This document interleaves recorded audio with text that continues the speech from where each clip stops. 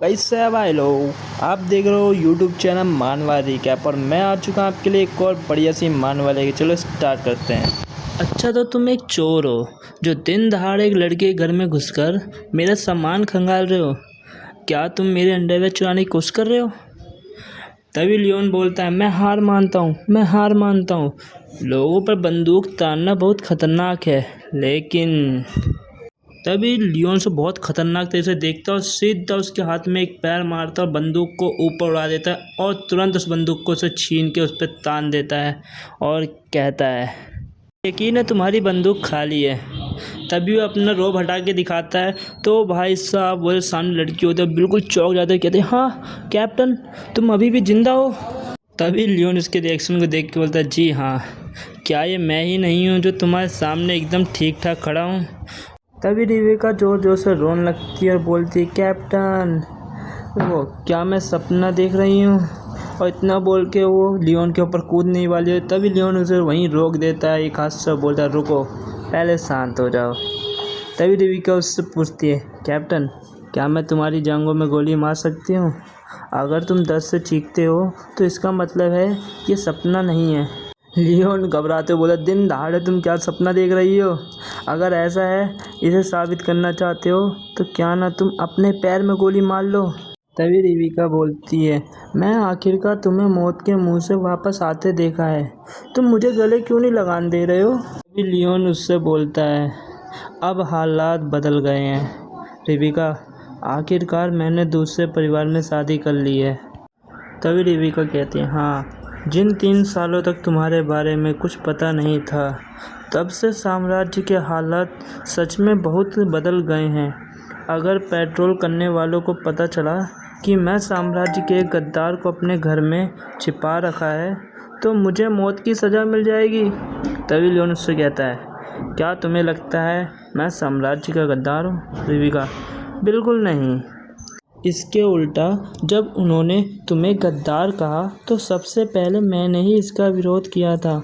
मैंने सेनाओं के नेता को समझाने की कोशिश किया था और नतीजा ये हुआ कि मुझे ड्रैगन स्लेयर आर्मी में मेरे पद से हटा दिया गया। सबसे बुरी बात ये थी कि उन्होंने मुझे पेट्रोल टीम में डाल दिया और हर दिन मुझे अपना मिशन पूरा करने के लिए बस 2 बार सड़क पर घूमना पड़ता था। इसका मतलब था कि मुझे ड्रैगन किंग के खतरनाक जीवों का सामना करने का मौका कभी नहीं मिला। लियोन मुस्कुरा के बोलता, तुम तो बस ऐसा करने के लिए बेताब हो, है ना? लेकिन मुझे पर भरोसा करने के लिए शुक्रिया रिविका। लियोन की ये बात सुनकर रिविका हंसते हुए बोलती है, इस बारे में बात करना तो हम ऐसे भाई हैं जो हर मुश्किल और खुशी में साथ रहे हैं। रेबिका जासूस जैसे बिल्कुल नहीं लग रही थी, क्योंकि जब से लियोन उसके रूम में आया था वो हर एक चीज़ को अच्छे से बारीकी से जांच रहा था और उसे कुछ भी सस्पिशियस नहीं मिला। उसी बीच रिविका की आवाज़ आती है, अरे कैप्टन, कब तक वहाँ खड़े होकर बात करोगे? मेरा घर छोटा है, पर इसका मतलब ये नहीं कि मेरे यहाँ बैठने की जगह नहीं है।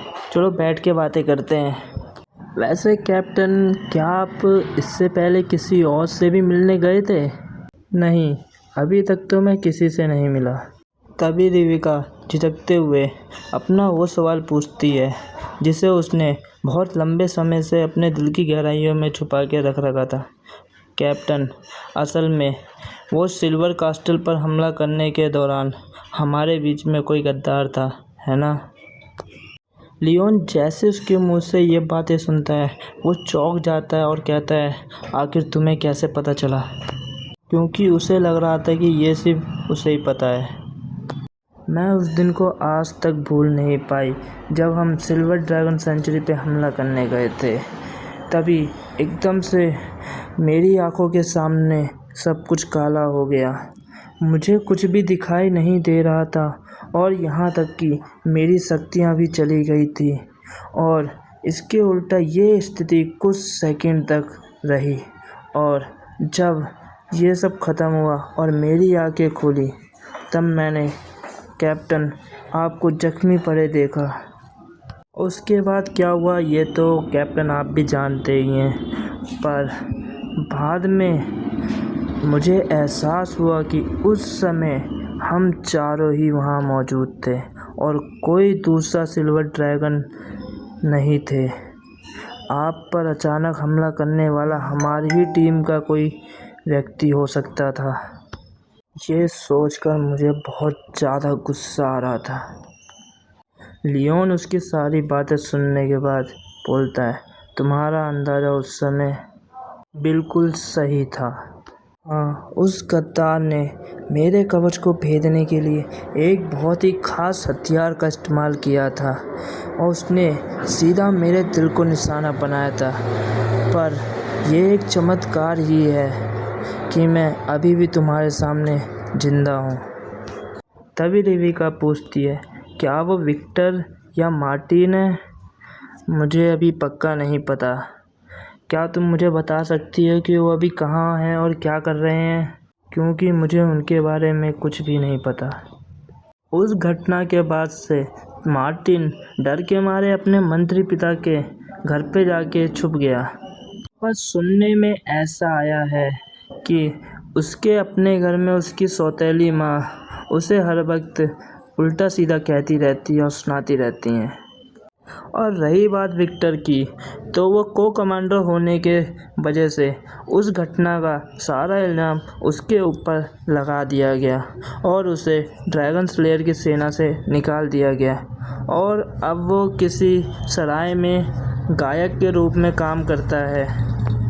कैप्टन, अगर आप इन दोनों में से किसी एक को चुनने वाले हैं तो मेरा सुझाव है कि आप दोनों को ही मार दें, क्योंकि मेरा मानना है एक गुनहगार को सज़ा मिलने के लिए भले चाहे निर्दोष को मार दो, पर गुनहगार बचना नहीं चाहिए।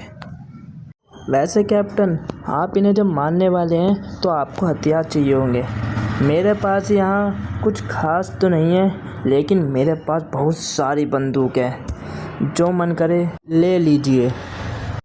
नहीं शुक्रिया, अभी मुझे ज़रूरत नहीं है।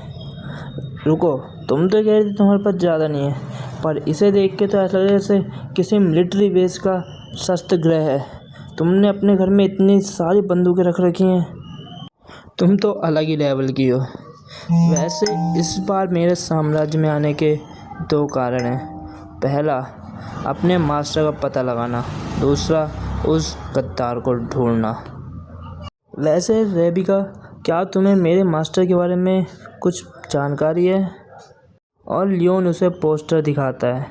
रेबिका, अंकल टाइगर, रुको, 1 साल पहले साम्राज्य में उनकी कुछ अफवाहें उड़ी थी कि उन्होंने शाही रक्षकों की गर्दन काट के उनके शवों को काट करके साम्राज्य की दीवारों पर लटका दिया था। और यहाँ तक कि ये खबर अखबारों में भी छपी थी, इसलिए इस बारे में पूरे साम्राज्य को पता है। रुको, पर ये स्टाइल तो मेरे मास्टर का नहीं है। आखिर किसने मारा होगा उन्हें? रुको, मेरे पास अभी भी न्यूज़पेपर पड़े होंगे, अभी निकालते ढूंढ गए। कहाँ है? मिल गए, ये देखो। जिसे सबसे पहले मारा गया था वो कसिनो का ओनर था, जिसे बहुत बुरी तरह मार के सीवर में डाल दिया था। और दूसरा ओनर था मॉरिस रो का, जिसे मारा गया था और बताया गया था ड्रैगन स्लेयर के एक रिटायर्ड आदमी ने मारा है। और तीसरा, वो फार्मेसी इंडस्ट्री का मैनेजर था, उसे कवच पे मरा हुआ पाया गया था। और सबको लगता है कि इन सबको तुम्हारे मास्टर ने मारा है। रुको एक सेकंड, ये सभी तो साम्राज्य के सारे गलत काम करने वाले लोग हैं। और इतना ही नहीं, इन सब में एक बात सामान्य है, ये सभी शाही परिवार से हैं। इसके उल्टा मेरे मास्टर को 1 साल पहले ही वंचित घोषित किया गया था, पर जब वो रोसवाइस से मिलने उसके बाद शायद से वो मुझे देशद्रोही के आरोप से मुक्त कराने के उद्देश्य से वापस साम्राज्य में आए होंगे। और शायद से वो साम्राज्य में इस बात के लिए गए होंगे मदद मांगने, पर साम्राज्य ने मेरी मदद करने के लिए उनसे इनकार कर दिया होगा। इसीलिए मेरे मास्टर के पास स्वर्ग की ओर से काम करने की इस तरीके को अपनाने के अलावा कोई विकल्प नहीं बचा। रुको, मुझे लगता है कि अंकल टाइगर का अगला निशाना शायद ये पादरी हो सकता है, क्योंकि इसने हाल ही में अखबार में अंकल टाइगर के खिलाफ एक अपमानजनक लेख प्रकाशित किया है। जैसे फादर पैट्रिक ने सार्वजनिक रूप से मरे गए टाइगर की निंदा की, वह शैतान की कठपुतली है। लेकिन अफवाहें फैल रही हैं कि ये जो पादरी है वह वास्तव में एक विकृत मानसिकता वाला व्यक्ति है जो यौन शोषण का आनंद लेता था और वह तस्करी में भी शामिल था। और मुझे लगता है कि ये अंकल के लिए एक जाल बिछाया गया है जो